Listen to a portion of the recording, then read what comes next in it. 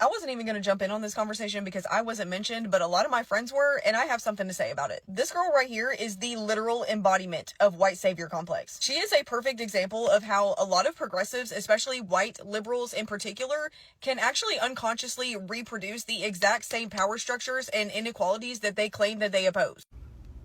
I'm not gonna play all 4 minutes of your word salad, but I will say for someone who wasn't gonna jump in because they weren't mentioned, you sure jumped fast, but like they say, hit dogs holler. I think the only reason you decided to jump in is because you're still salty that I embarrassed you a couple months ago when you had the audacity to post a video saying that healthcare isn't a right. It is not white savior complex to call out people, black or white, for falling down the conservative grifting pipeline. That's just called being observant. But if you're gonna accuse someone of having white savior complex, maybe make sure the person you're talking about isn't a minority. I am literally Mexican. And not only that, I grew up in foster care, and the only reason I had health care is because the state made sure that I did. So no, it's not saviorism to believe that everyone deserves health care. That's just basic decency, but it sounds like you can't relate. And for the record, don't call me a liberal because I'm more progressive than that. Just say you're embarrassed I made you look stupid for saying people don't deserve health care. Can we talk about how Kamala Harris tweeted out her condolences for Dick Cheney? Dick fucking Cheney. We already knew she had no moral compass when she stood by Israel and perpetuated the genocide in Gaza, but this just confirmed it.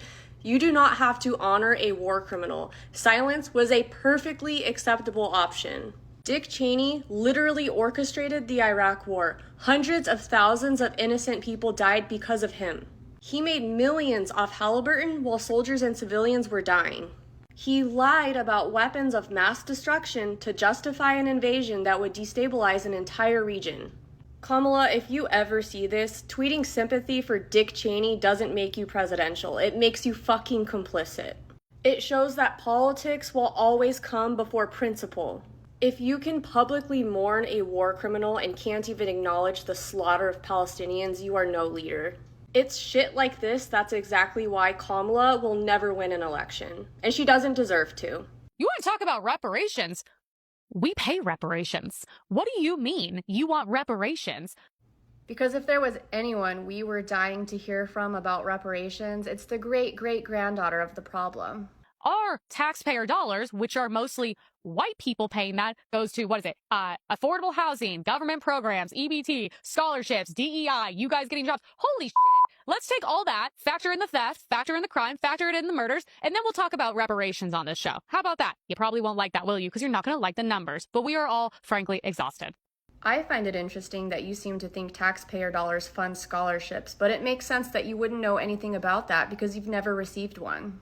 Anyway, our tax dollars don't go towards DEI, scholarships, and they definitely don't go towards reparations. And sure, they do go to programs like SNAP and affordable housing, which you seem to think is just free handouts for black people. But statistically, white people make up the majority of Americans receiving government assistance. So if your argument is that white taxpayers are footing the bill, well, congratulations, because you're just funding other white people, because that's who benefits the most from these programs. And since you're so eager to talk about crime, theft, and murder, let's talk about that too. White people make up the majority of arrests and convictions in this country.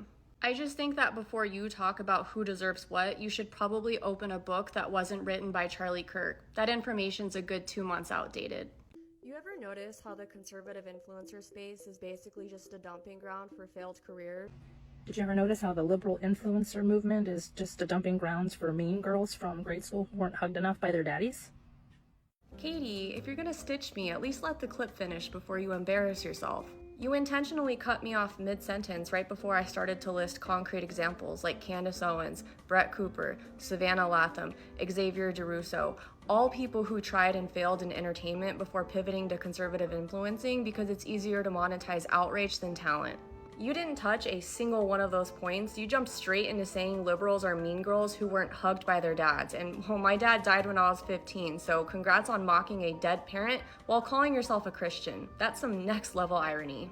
Your caption says liberals can't debate conservatives and win, but you didn't debate anything. You didn't dispute my claim, cite an example, or bother to make a counter argument. You resorted to personal jabs because that's all you got. If your whole personality is being a Christian wife and mom, maybe start acting like one. That woman doing a social experiment calling up churches to see if they would donate formula to a starving 2 month old, are you okay? Because I'm concerned about someone that makes up a fake scenario in their head that they have a starving 2 month old and they do audio playback of starving children right before they call said church to make it seem like they have a real starving baby so that hopefully that church will give you formula that you don't even need. Are you okay? And it's wild that you're doing this because you claim to care about women, children, and families. Girl, you're pro-choice. You pointing out that she's pro-choice isn't the own that you think it is. If anything, it proves why more people should be pro-choice. Because if a church will not help a mother begging for formula, then who the fuck will? What you need to ask yourself, Nate, is why you're more mad at a woman for exposing the church's hypocrisy than you are at the church for proving her point. People give tithes every single week, and these churches turn around and do nothing for the very people funding them, especially now when SNAP benefits are paused and it's the month of Thanksgiving. The absolute irony of you being a teacher and spending your days around kids while managing to have zero empathy for the families raising them. You have said time and time again that poor people shouldn't have kids, and then you turn around and hate them for being pro-choice. You can't even keep your cruelty consistent. Spurs fam, we need to have a chat because I'm getting PTSD from last season where I thought that we could maybe make a playoff run and it didn't end up happening because we lost both De'Aaron Fox and Wemby due to injury or health problems. So obviously the beginning of this season was looking really promising. The only person we were really missing was Sohan, who is already back and playing, but we started off 5-0, everything looked really good, and then Dylan Harper was sidelined due to injury, and he was looking like a potential candidate for Rookie of the Year. And not much longer after that, it was announced that Wemby would be out for a couple weeks. And not much longer after that, it was announced that Stephon Castle would be out for a couple weeks, which really sucks because it looked like he was going to have a breakout season, and he is the reigning Rookie of the Year.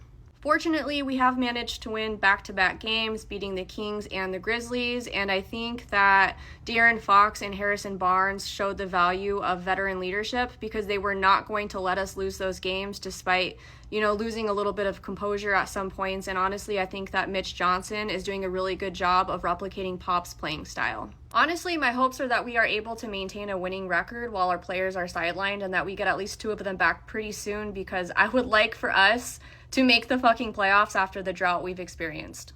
Has anyone else's views absolutely plummeted after the month of September? I have a feeling that because of my views about Charlie Kirk, my account was mass reported, and I went from averaging maybe 150,000 to 200,000 views per video, and now I'm lucky to even break 10K. And I was just wondering if anyone else is experiencing this, if there's anything I can do to get out of it, or if I just need to post more on a backup account. I need to show you guys something that is incredibly disturbing and infuriating. A black woman in Indiana was having contractions, so she had her husband drive her to the hospital where she could deliver her baby. Instead, she was discharged because she wasn't dilated enough. So they decided they were going to drive to the next hospital, which was 30 minutes away, and on the way there, she told her husband to pull over because she was going to have her baby right then and there. And so ABC News Live interviewed them after she had her baby and is healthy, thank God. And the interviewer's reaction to the husband recounting his version of events is incredibly disturbing. No, at first. I tried to shut her stop, but I was scared. I was terrified.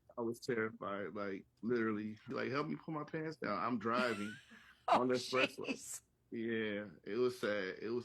It was a very, very, very scary moment. She is laughing while a black man is describing what is probably the most terrifying moment in his life while his wife is giving birth in their car because the medical system failed her. This is exactly how black women get treated in healthcare. Their pain is minimized, their concerns are dismissed, and their lives are treated like an inconvenience. And this white woman just showed that. I think the biggest issue in our generation is white people feeling like they have entitlement over other minorities, feeling like they need to be at least in America, feeling like they need to be at the top of the food chain, and they're not. This country was built off of slavery. This country was built off of immigrants. This country is built on stolen land. First of all, I don't listen to fat people.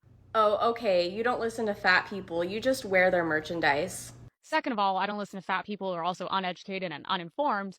I think that when you are admittedly so dumb that you weren't even supposed to graduate high school, you're the last person who should be calling people uneducated. And then I got out of high school. I technically wasn't even supposed to graduate. Oh, we were built on slaves. We created everything.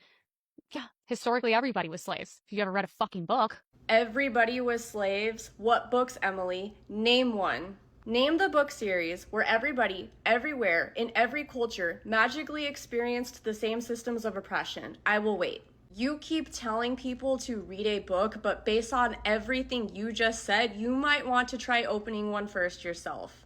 Erica Kirk is not living a life that honors Charlie Kirk's legacy, and honestly, it raises a very real question. Did she ever truly love him or even like him? Because nothing she's doing now reflects the values that he spent his entire career preaching, and I'm going to show you how.